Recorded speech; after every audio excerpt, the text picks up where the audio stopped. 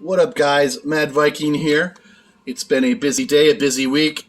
There's been multiple massive firings from top to bottom from just about every major company in America. Ring of Honor fired its entire roster this week, if you haven't heard. And they're free to go and sign with any company they want.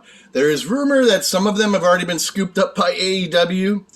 There's rumor that the Briscoes are coming. They were on the rumored list of people to be signed, along with Dalton Castle, Lethal, Grisham.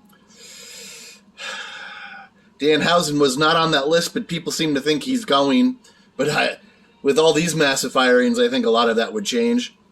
I can't remember the rest. Oh, the Briscoes were supposed to be on that list, and maybe one other person that I can't think of right now. Impact released a series of wrestlers this week as well. They released Tommy Dreamer, which I think is stupid, but whatever. Taylor Wilde, who they just brought back. TJP. No Way, a.k.a. No Way Jose, who they just signed and brought into the company, but from what I've heard, they didn't do really jack with him, other than his initial appearance at whatever pay-per-view it was, and he wrestled a few times at tapings. And Petey Williams, and the rumor is he had a tryout to become an agent for WWE, and he's being signed, and so they let him go. So these people are gone, but Impact has come out and denied that these people are really gone, or not all of them are really gone. Just because they were removed from their website doesn't mean whatever, but I think they're just dumb. You remove them for a reason. It wasn't just because you thought it would be funny.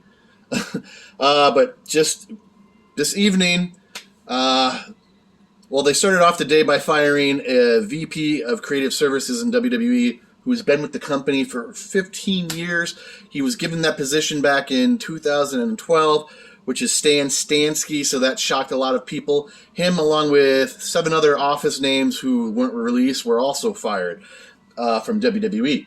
And then later on this evening, which I'm just seeing now because I've been playing Battlefield or Battlefront on my Xbox. Well, the recently returned Eva Marie, she's canned. Zeta Ramir, canned. Katrina Cortez, canned. Who did she team with? You'll remember her. She was in NXT. She teamed with Grand Metalik for a short stint on Raw or SmackDown, whatever it was, and then she went back to NXT and was never seen again. Keith Lee has been fired, and I said that was probably somebody on the AEW wish list because he was a part of the West Coast Boys Club, as I label it, and they seem to be signing all their friends, and I'm sure he would love to be signed and get rid of that. Well, it's gone now. He ain't Bearcat Keith Lee anymore. Karrion Kross was also fired, but not before he was embarrassed and buried once he hit the main roster with a ridiculous gimmick. Scarlett Bardo is also fired. She was never brought up to the main roster. They were great on NXT, and of course Vince has to ruin everything. Nia Jax is gone, which I'm sure a lot of people are thrilled about. I don't know if that has anything to do with her roughing up females or getting into a fight with Charlotte Flair recently, but no one's shedding a tear. She's kind of a biatch. She runs her mouth, and she hurts people. So Nia Jax is gone. Oni Lorcan is gone. I never liked the guy. I especially started to loathe him when, how many years ago it was, with Austin Aries, and he started beating guys on house shows by just putting them in headlocks. And I lost my shit when I saw him do it to Austin Aries quite a few times, like 2-3 times.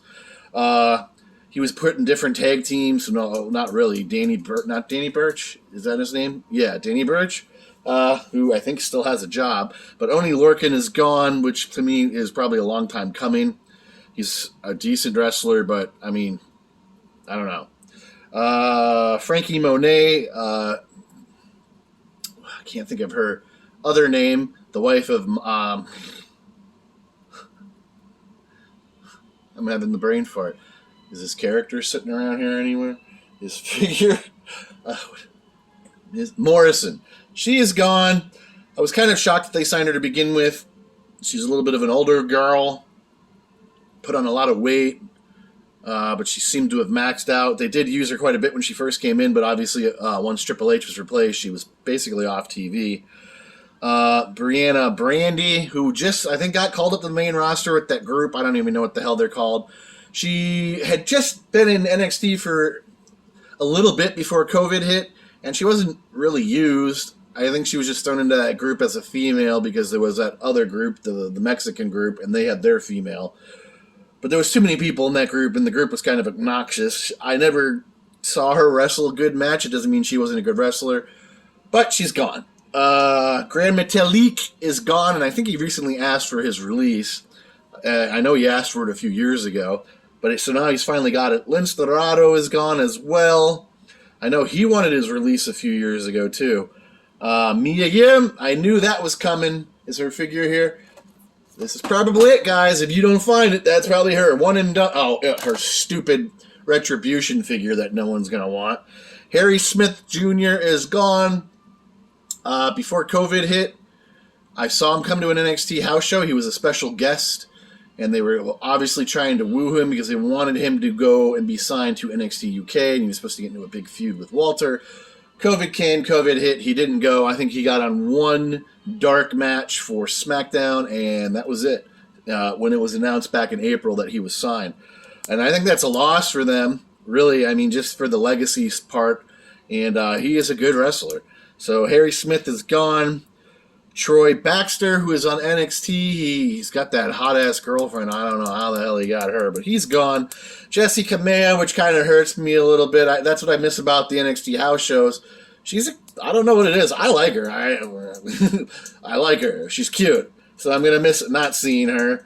I liked her Nerd Bailey gimmick. It was popular, and of course they took that from her, and I really don't. They turned her heel and put her in black, and I didn't get it after that. What her gimmick was supposed to be after that. Jeet Rama is gone. I don't know how long he's been in NXT, but I remember he was at the first NXT house show that I went to back in like 2016, 15. Just before COVID, they started using him again on house shows. He was supposed to be like the token Indian guy when they would go to India. He was an Olympian, I think, if I remember right. And he just never came to be with him. He did look like he improved when I was seeing him again on house shows before COVID. But, I mean, that was almost 2 years ago now. Amber Moon, gone. I don't think it's a good thing when you get called up to the main roster and they bring you back to NXT, especially if you ain't a big-time star. That's why I'm a little worried for Mandy Rose, but right now she's the women's champion, so there's nothing to worry about. Amber Moon is a good wrestler, but her detriment to me is that she's short. And I'm sure once Vince saw her, once she got called up, he was like, no. And she's gone. I already announced Scarlett Bardo is gone. A lot of these people on this list, though, are people from other companies or retreads. And to me, they were brought in, just like they've done with many other wrestlers from other companies in the past. They bring them in to ruin them. So whatever hype they had from those other companies, they're basically ruined in the eyes of fans. But that won't happen that way for, like, Keith Lee. I'm already calling. I don't know if AEW would sign Karrion Kross. They could if he kept that gimmick. But are they going to sign Scarlett Bardo? I don't. What's her face hasn't been signed, which is Lana. Is not a bad thing in my eyes. Is she any better than Lana, Scarlett Bardo? I don't know. All her time in Impact, I don't even think she ever wrestled. So, I mean, that's got to tell you something. But I know she wrestled in Mexico, but I've never seen her matches. So, I don't know. Is Scarlett going to get Bardo and Karrion Kross going to get picked up? Picked up somewhere, maybe back to Impact. I don't know. So there's a lot of people that have just hit the market in the last week or so. A lot of people, 100 plus people, I would say, have just hit the market. So I would think Impact will, if they're interested in any of these people, they're going to cut some more names to pick some of these people up because they signed some questionable people in my eyes in the last year or so. But they don't need those people anymore. Granted, they're under contract, and they're supposedly owned by a wealthy company like Sinclair. They flexed just enough. I mean, they wanted Bray Wyatt, so they had to have been offering him a semi-decent offer. I mean, at one, they were trying to lure Kenny Omega and Jericho but that was before AEW, and they were going to do it. They were going to sign with Impact, but then AEW came along, so they had to have been offered something serious. So I don't know. Like I said, it was rumored before the end of the year we were going to get a couple more mass releases from the WWE. So, I mean, we're in November now. We got about a month and a half, 2 months. Are we going to see another mass firing? Probably. But who the hell is it going to be? So anyways, guys, I have more stuff, more news, but I'm just going to leave it at this and maybe make the other news for another day. But that's it. Those were the mass firings of tonight and this week. It's crazy to see some of these people go. But I think it was a given. I don't know how much time was left on Keith Lee's deal. Maybe it'll come out in the following days, but I definitely see AEW picking him up, and it'll be like his redemption story. And I think that's good for them. Really don't know what else to say. Like I said, some of these other people, I don't know. But Tony Khan does have a lot of money to play with. I don't know. Maybe Amber Moon can land in AEW. I don't know. Like I said, there's a lot of people that just hit the streets. And the pickings are pretty deep right now. So, I don't know. Tell me your thoughts, your comments. Who are you surprised of? Who pissed you off the most getting canned? But like I said, some of these people, it's going to be their redemption song. And I'm kind of shocked about other names because, like, it's supposedly Kyle O'Reilly's contract's coming up real soon, and he was hinting he was going to AEW. And I think that's a possibility, too, because they already signed Bobby Fish, which kind of shocked me a little bit. But obviously they're going to want to form a new EU 2.0 in AEW as another faction, another group. Maybe Cole gets pissed again and gets, jumps the elites and leaves that group, and he forms, EO 2.0, which I could see totally happening. So anyways, that's what I said. Hit the notification bell so you don't miss any future content. Leave a comment. Tell me your thoughts, all that good stuff, and I will see you in the next video. I uploaded an ICW clip from earlier today. God, what is his name? Cruel. He got injured on his match. He is it's the main event of that video. I'm not going to give it away, but they had to end the match, and he did leave by ambulance. So if you're interested in that, go see it. Hit like on that video as well, and show us some support for the channel. That is it for now. I keep saluting you. Mad Viking out. See you in the next one.